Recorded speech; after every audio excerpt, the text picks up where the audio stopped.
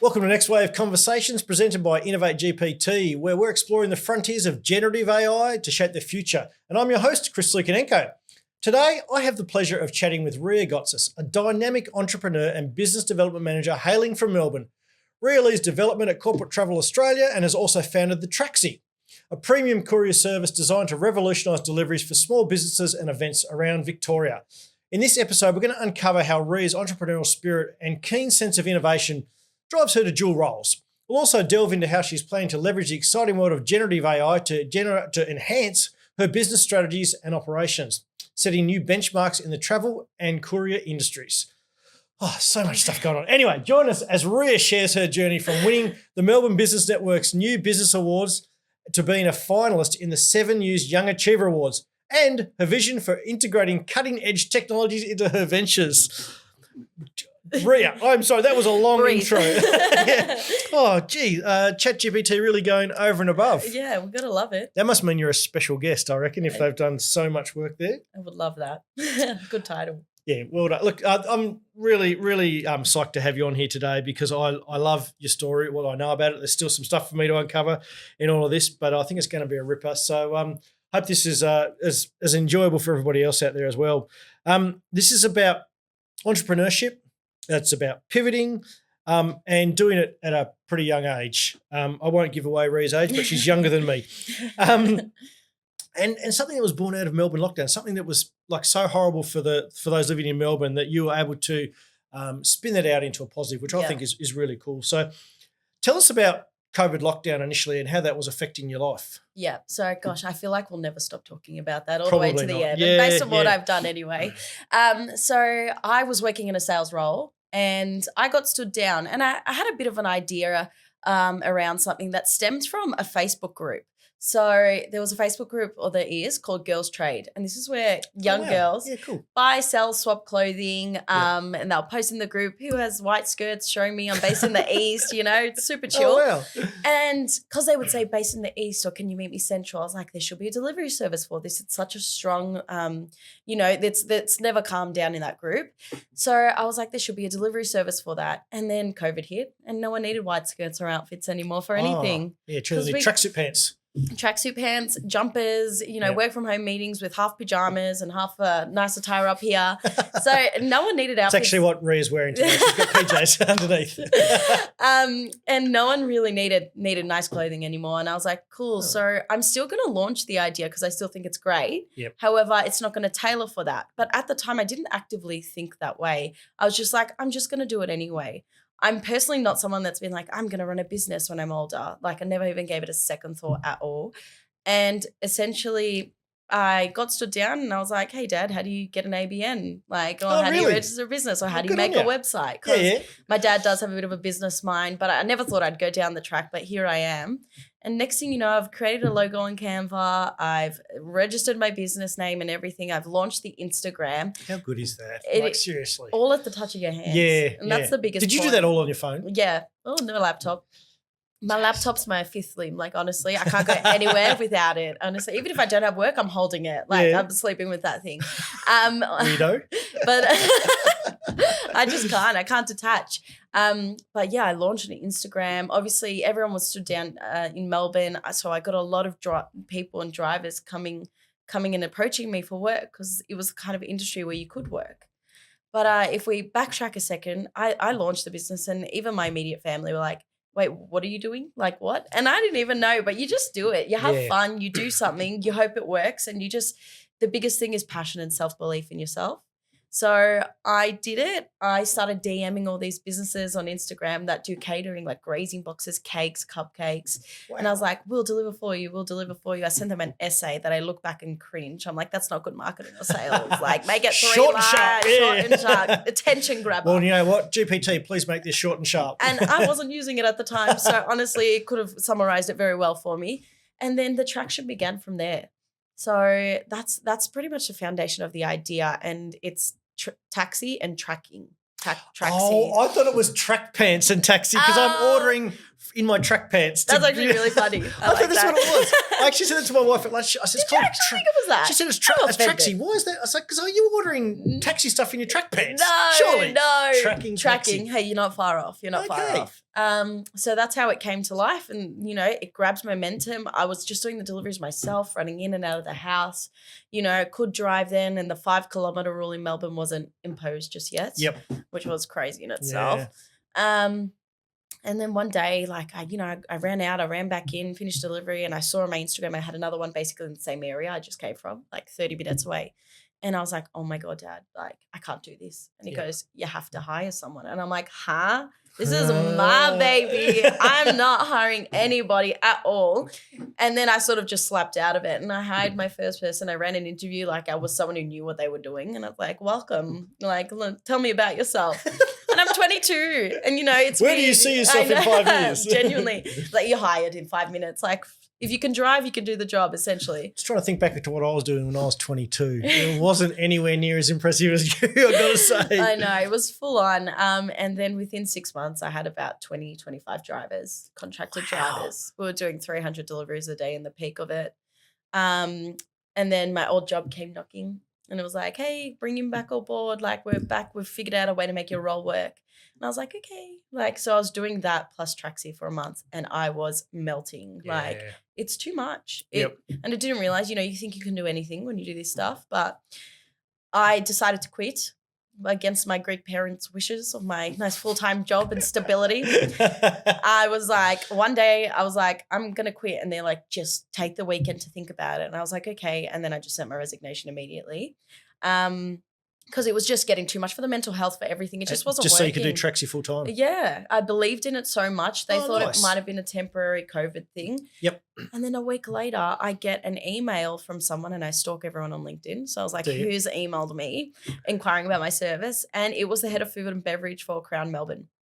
Dead set. Dead set. That's awesome. And I was like, thank you, universe. I trust in myself. You see what happens. And we ended up being the reason that staff could go back into Nobu and Bistro G and the different restaurants at Crown because we created a delivery service for them to send out the food. Fantastic. So that was one of the largest achievements, or is the largest achievements through Traxi. That happened at a very rapid pace. Yep. Man, even when spring racing time came, massive in Melbourne at least, huge, yeah. They had a big hamper box promotion and we had to get 800 deliveries out in 2 days.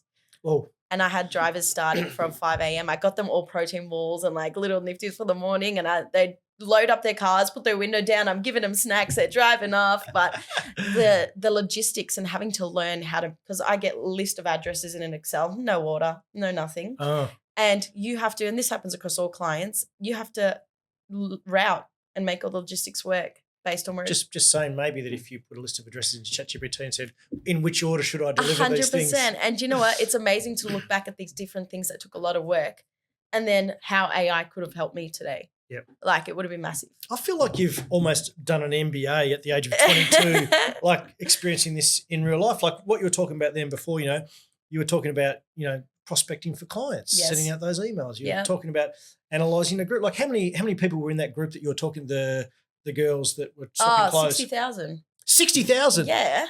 Oh my God. Massive. I come from Hobart. That's like that's like the whole population.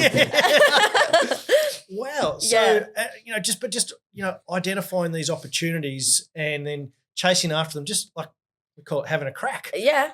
That's exactly what I did. That is amazing. And that's the thing. You launch a business, and you realize you're every part of the business. Yeah. You really are. Your finance, your sales, your marketing. And that's, I truly believe you do an MBA through running a business and you definitely discover parts of your identity as well and what comes up and things like that. Yep. And I think because it grew at such a rapid pace, that's within 8 months I had to look into developing an app. Right. And I was like, oh my God, I'm having an app on the App Store. Like only kings and queens do that. Like what the hell? It's literally going to say Rhea Gotsis App Store. And I was how did you go about that? I just asked around, had no idea about it. Google. I'm like, am I meant to design an app on PowerPoint and then give it to someone? Like I had no clue at all. I did start doing that. Then I realized that's not what you do at all. And then I found Atala Digital. They're amazing. And back and forth for like 5-6 months, like full on, or 3-4 months. Yeah, full on.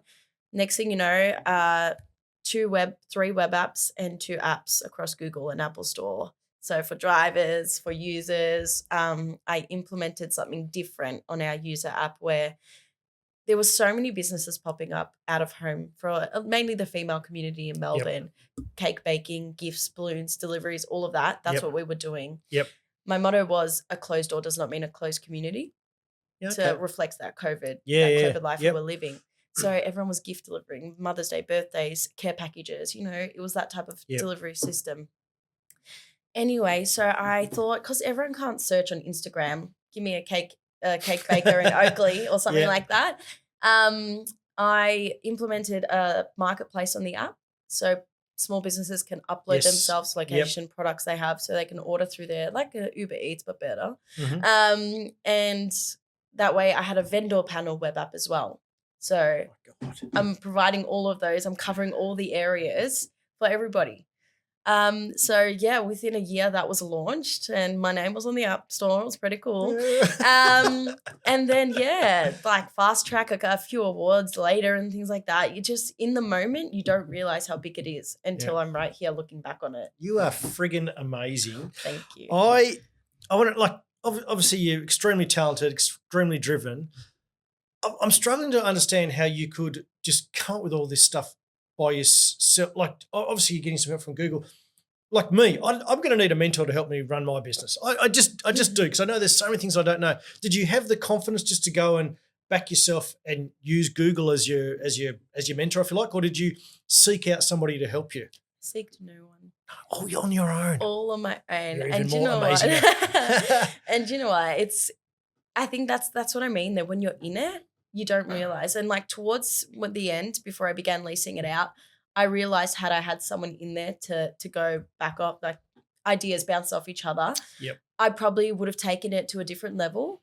However, in the moment, I think I'm a person that loves to do 100 things at once anyway. Okay. And I was listening to a whole lot of podcasts, books on audiobooks, and like the Mindset Mentor. That was a big one I was listening to as I was building Diary the of a CEO. Yeah. Haven't got there yet. But yeah, it was those different, I think self-development, so underrated. Like people, they say the word, you see the term, but there's so much that encompasses that that people don't do. And I think that's just what I prioritize, to be able to learn as I go, because I didn't know anything before I did it. I just did it and then I learned. Do you look in the mirror these days and see a different person to who you were at 20? Like you must be oceans apart. Oceans apart. And it took me a couple of years in to realize that the different challenges I experienced in the company, which was as simple as struggling with staff, changed me, skyrocketed me. Every time Melbourne was like, oh, we're back in lockdown, then the influx of deliveries that would come my way, I'd be like to the drivers in the WhatsApp, all right, everybody get ready. Like, get ready. And the manual work I was doing, because I didn't really have that AI knowledge at the time and in tech space, it was just insane. And I was just sending out delivery routes at 11 p.m. at night and drivers were just taking it on for the next day. And I was like, here's your work for tomorrow morning. Start 7 a.m. and I'm sending it at 11. Like that kind of system, I'm just learning as I go. And that's why I launched the app. I implemented tech, had different APIs, Google API, live tracking, all those things. And then it would directly divert the jobs to a driver app. And it was a second app I had.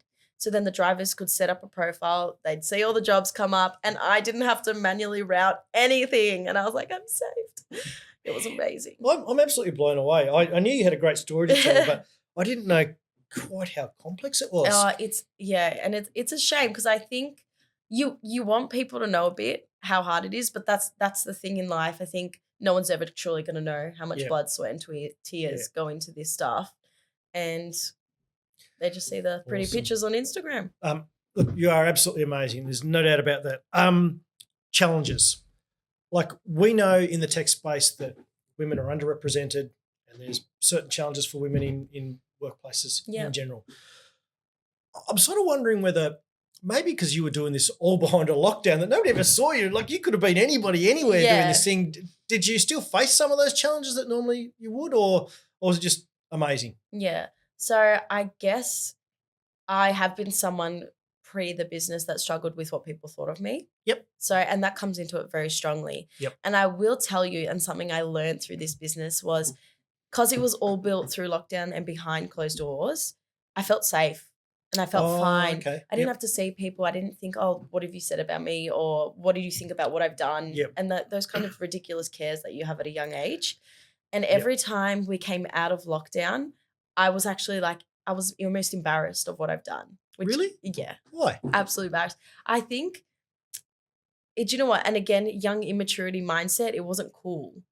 And What wasn't cool to be setting yourself up for your future? Probably not, isn't actually. Yeah. Yeah. So like, it's like I wasn't around circles where a lot of people had done that before. And this business took me into those circles. So it's like I'm surrounded by people that don't know what I'm doing. I'm dealing with comments that I'm hearing through the grapevine. It's like, oh, what is she doing? Look what she's doing. Yeah.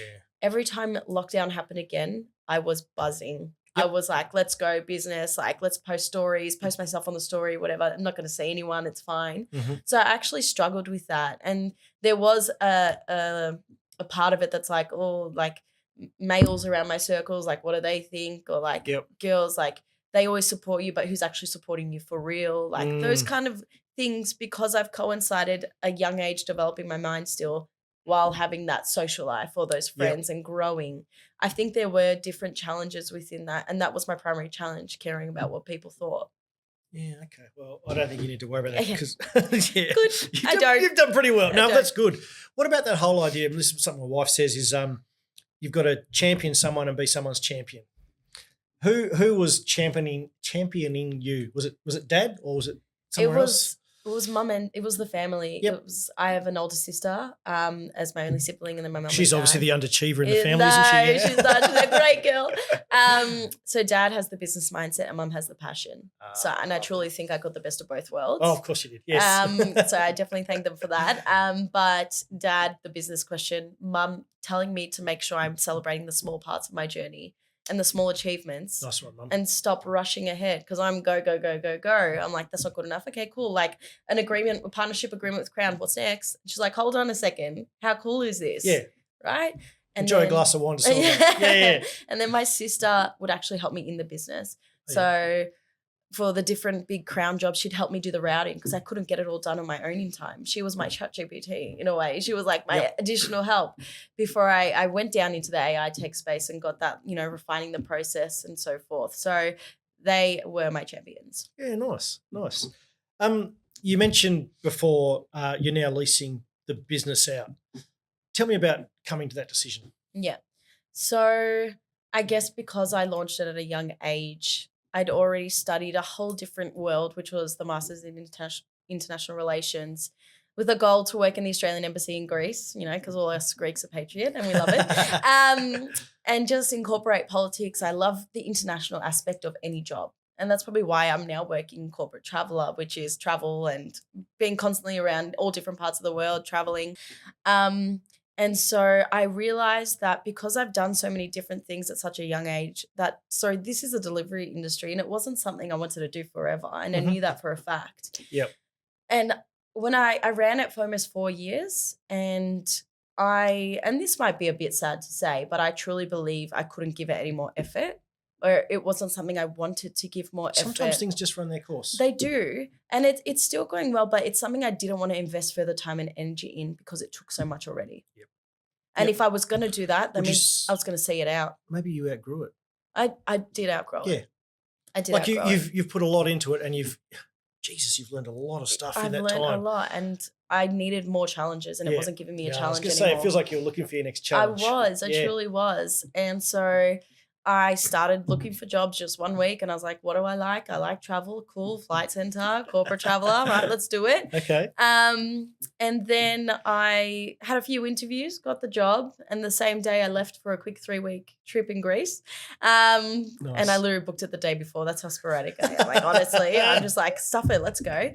And I ran Traxi over there and that was like the second or third time I've done that. From Greece you were running Traxi? Oh, mate, I've done that 2 times. And I haven't traveled since without Traxi. So I'm looking forward to my next Europe trip without Traxi. Yeah. But that's why. So I decided it was hard to part with because it's a lot about brand and identity implemented in that. Yep.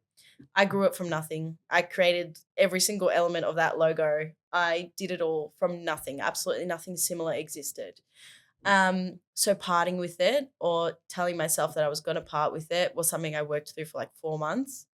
I did try again. I did both jobs. So I did the corporate traveler gig with Traxi towards the end of last year. Again, it runs you to the ground. You can't do it. Yeah. So I had a little send-off party for Traxi. Did you really? I did. I had Traxi cupcakes made. I wore a yellow and pink dress. It was awesome. I invited my closest family and friends and people I worked with. And I saw it off, and I had one amazing lady that drove for me, Kirsty, who was very interested in taking it on board. Yep.